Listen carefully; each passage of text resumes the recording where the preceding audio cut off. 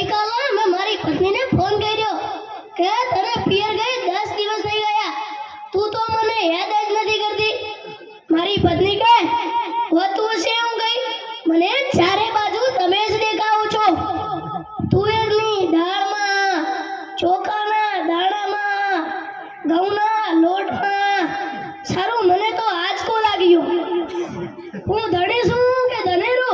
એ હા ભાઈ હા, એ કાગડા બધે કાળા જ હોય.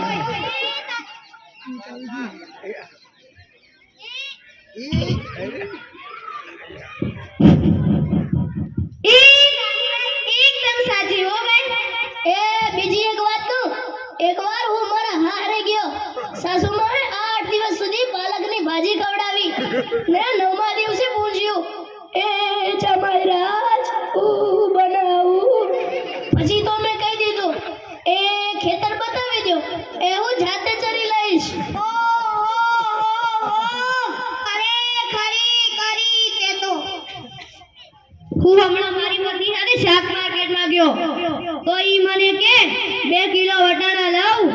મેં કીધું લઈ લે, એમાં શું પૂછવાનું હોય? તો મને ઈ કે પૂછવું તો પડે ને જ, આ વટાણા ફોલવાના તો તમારે જ છે ને. લો કરો વાત. અરે બાયોની ક્યાં માંડો છો? આજકાલની પ્રજાઓ પણ જુઓ ને, મારી ટિંડોરના હાથમાં મોબાઈલ આવ્યો એટલે બસ પતી ગયું, સમજી લ્યો. આપણી સાથે વાત કરતા હોય ને કોકનો ફોન આવે તો હાલવા જ માંડે. એલા આપણે કેતનના ઉભેલા ચાડ્યા છીએ. એને મન તો આપણે એવા જ હોય. એને તો મોબાઈલ આવ્યો એટલે કરલો દુનિયા મુઠ્ઠી મેં. ધીરુભાઈ અંબાણી જોઈ લ્યો. એમાંય આ જીવ આવ્યો એટલે છોકરાઓ તો આપણો જીવ લઈ ગયા છે. અરે એનું નામ જીવ નહીં પણ મારું એવું રાખવું જોઈતું હતું. એ મોબાઈલ આવ્યો એટલે કેમેરો ગયો. એ મોબાઈલ આવ્યો એટલે ઘડિયાળ ગઈ. એ મોબાઈલ આવ્યો એટલે બેટરી ગઈ. એ મોબાઈલ આવ્યો એટલે ગઈ. એ મોબાઈલ આવ્યો એટલે કમ્પ્યુટર ગયું. એ મોબાઈલ આવ્યો એટલે નિરાંત ગઈ. એમાંય જો આપણો મોબાઈલ આપણી ઘરવાળીના હાથમાં આવી ગયો તો સમજી લ્યો આપણે ગયા.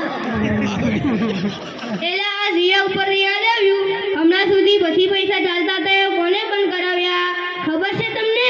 નહીં ખબર ને? સરકારે બંધ કરાવ્યા, બીજું કોણ કરે? એ નહીં, એ પછી પૈસા એટલે પાવલી. એ પાવલી આ જીઓના મુકેશ અંબાણીએ બંધ કરાવી. હે, એ કેવી રીતે?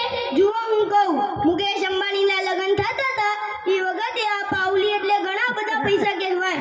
તો આ ગોલ મહારાજ ઘડીએ ને ઘડીએ કીધા કરે, પાણીની ચમચી ભરે ને કે મૂકો પાવલી, ગણપતિ પૂજન કરાવે ને કે મૂકો પાવલી, એક ફેરો ફરે ને કે મૂકો પાવલી, બીજો ફેરો ફરે ને કે મૂકો પાવલી.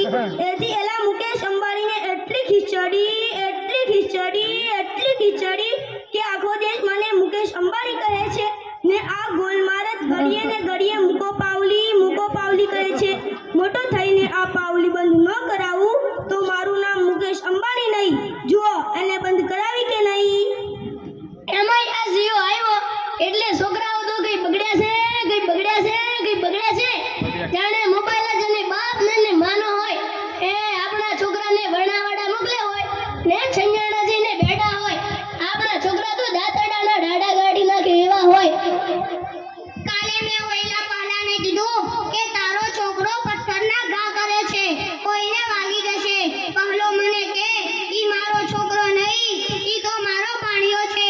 મારો છોકરો તો તારા બૂટમાં પાણી ભરે જો. એ લાટા પાટા શણગાર કરીને સ્કૂલ મોકલ્યા હોય ને ઘરે આવે ત્યારે કાગડા જેવા થઈ આવ્યા. લો કરો વાત.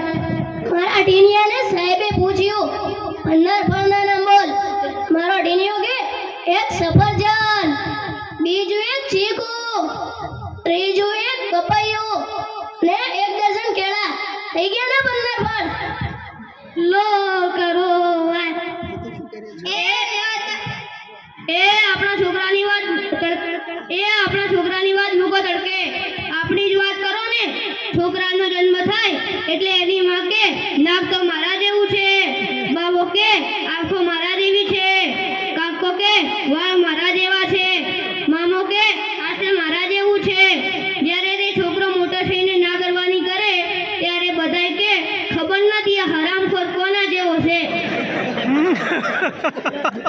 હે લેવનભાઈ